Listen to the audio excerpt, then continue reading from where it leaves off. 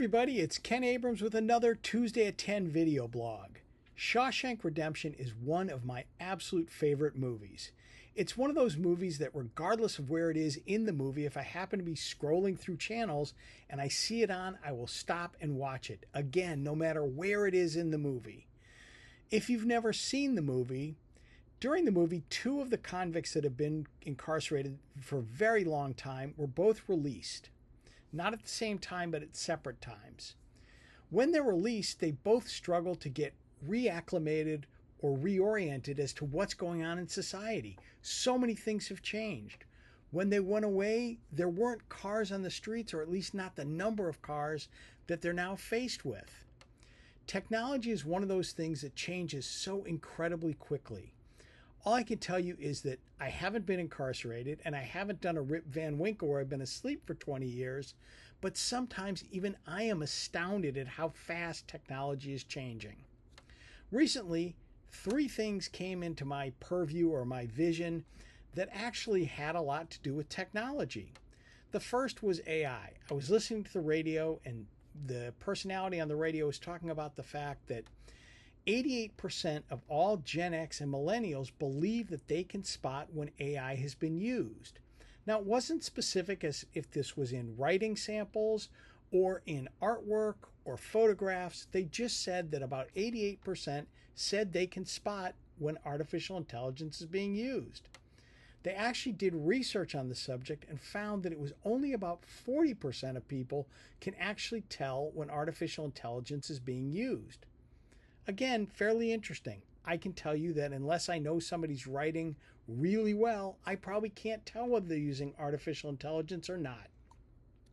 Another conversation on the same topic, somebody was telling me that they're now using Elon Musk's artificial intelligence because it is so much better and it does so much more. Honestly, it is not something that I've really spent a lot of time investing in, and it's not something I've learned a lot about, and I probably won't. But again, artificial intelligence is one of those things that is changing the world and changing it so very quickly. I also had a conversation with somebody that was talking about the fact that they were outside of a government building and they saw a dog in a car with all the windows rolled up. They stood there for about 10 minutes to see if the owner would come back because they were concerned for the animals inside. It was over 80 degrees outside, so it meant that it was probably 110, 120 inside the car. After 10 minutes, the owner never reappeared, and my friend got very concerned that the animal was going to suffer. Went back inside and said, "Hey, I'm not really sure what to do, but somebody's left an animal locked in a vehicle." The person looked at him and said, "Is it a Tesla perchance?" He said, "As a matter of fact, it is." He goes, "Don't worry, Teslas have a pet safety setting that you can leave the pet in the car and the air conditioning runs to keep the dog cool." Now, of course, me being me, I had to check and make sure that was accurate, and believe it or not, it is. Tesla does in fact have a pet setting. Some people say it doesn't work, but at least they're trying. I thought it was a great invention.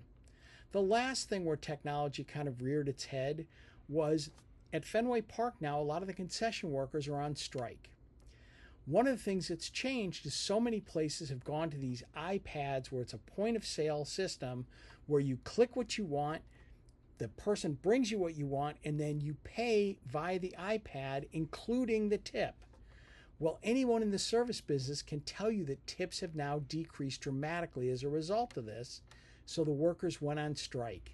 It's one of those things that I call unintended consequences.